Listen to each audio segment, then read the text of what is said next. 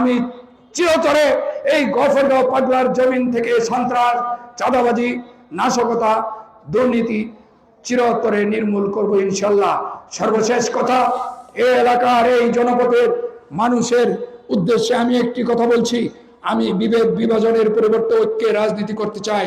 যারা অতীতে ভুল করেছেন, যারা এই 17 বছর বিভিন্ন মানুষের উপর জুলুম করেছেন, তাদের সবাইকে আমি ক্ষমা করে দিয়েছি। ক্ষমা ক্ষমা ক্ষমার মাধ্যমে একটি ঐক্যবদ্ধ সমাজ গঠন করে আমরা সবাইকে নিয়ে দলমত নির্বিশেষে আমরা সবাই সামনের দিকে এগিয়ে যেতে চাই। এমন একটি গফরগাঁও পাগলা বিনির্মাণ করতে চাই যেখানে সবাই শান্তিতে নিরাপদে বাস করতে পারবে, যেখানে সবাই স্বাস্থ্য সেবা পাবে, যেখানে সবাই চিকিৎসা সেবা পাবে, যেখানে সবাই সুন্দর রাস্তা দিয়ে চলাফেরা করতে পারবে, যেখানে বেকাররা কর্মসংস্থান হবে, যে কোনো মাদক থাকবে না, সন্ত্রাস থাকবে না, দুর্নীতি থাকবে না, চাঁদাবাজি থাকবে না, এমন একটি সুন্দর সমাজ প্রতিষ্ঠা করতে চাই। আমি ইতিমধ্যে এসপি সাহেব এবং এই যে আপনার পাশেই থানা, নিশ্চয়ই ওসি সাহেব আমার বক্তব্য শুনছেন, আমি এসপি সাহেব এবং ওসি সাহেবকে কিন্তু ইতিমধ্যে বলেছি, এই গফরগাঁও 2 থানার ওসি এবং ময়মনসিংহের এসপি সাহেবদের সাথে কথা বলেছি। আমি বলেছি গফরগাঁও পাগলায় একটি মানুষকেও যেন গ্রেফতার না করা হয়, হয়রানি না করা হয়। এখানে যারা আছেন সব দল মত পথের সবাই আমরা মিলে একটি সুন্দর সমাজ গঠন করব। আপনারা আর আমরা কোনো বিভেদ বিভাজন, প্রতিহিংসা, প্রতিশোধ চাই না, সবাইকে নিয়ে এগিয়ে যেতে চাই। আমি আজকের এই মিটিংয়ে যারা সফল করেছেন অনেক নেতৃবৃন্দ, আমার আরেকজন অভিভাবক একেম আনসারউদ্দিন সাহেব একটু দেরিতে আসাতে বক্তব্য দিতে পারেন নাই, আমাদের অনেক নেতৃবৃন্দের নাম বলতে পারি নাই, বক্তব্য দিতে পারেন নাই। আমি তাদের কাছে ক্ষমা চেয়ে এবং যারা এই অনুষ্ঠান সফল করেছেন তাদের প্রতি ধন্যবাদ এবং কৃতজ্ঞতা জানিয়ে আমার বক্তব্য শেষ করছি।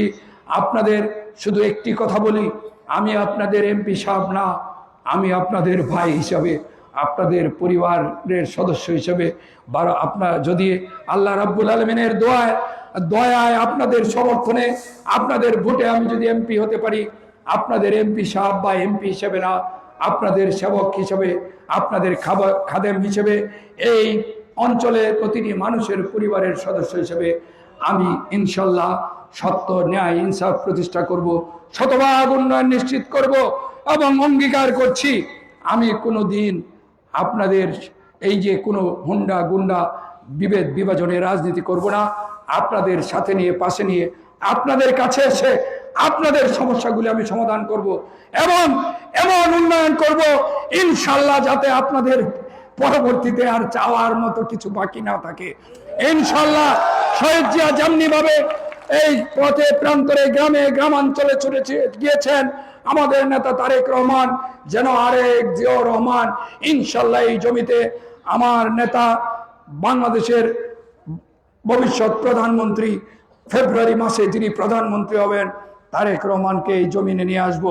আর আগামী 27 তারিখ মঙ্গলবার ময়মনসিংহ সার্কিট হাউসে আমাদের নেতা তারেক রহমান, বাংলাদেশের অপর নাম তারেক রহমান আসবেন। আপনারা যাবেন না?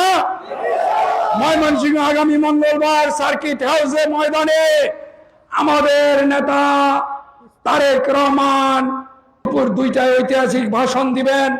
আপনারা সবাই ময়মনসিংহ রেল স্টেশনে কৃষ্ণচূড়া চত্বরে জমায়েত হবেন। আমরা হাজার হাজার গফরগাঁও পাগলার তারেক রহমান, শহীদ জিয়া, খালেদা জিয়ার সৈনিকরা সেদিন প্রমাণ করব গফরগাঁওয়ের মাটি শহীদ জিয়ার ঘাঁটি, গফরগাঁওয়ের মাটি বেগম খালেদা জিয়ার ঘাঁটি, গফরগাঁও পাগলার মাটি তারেক রহমানের ঘাঁটি, গফরগাঁও পাগলা ধানের শীষের ঘাঁটি। আপনাদের সকলের সুস্বাস্থ্য দীর্ঘায়ু কামনা করে আমার অভিভাবক জননেতা আবুল কাসেম আরজু সাহেব সহ যারা আজকে অনুষ্ঠানে উপস্থিত হয়েছেন সকলকে ধন্যবাদ, কৃতজ্ঞতা জানাচ্ছি এবং আমার পিতৃতুল্য মুরব্বী আপনাদের সকলকে আমি কৃতজ্ঞতা জানিয়ে আমি আপনাদের সন্তান হিসেবে, কারো ভাই হিসেবে আমৃত্যু থাকবো এই প্রতিজ্ঞা ব্যক্ত করে আমার বক্তব্য শেষ করছি। আসসালামু আলাইকুম।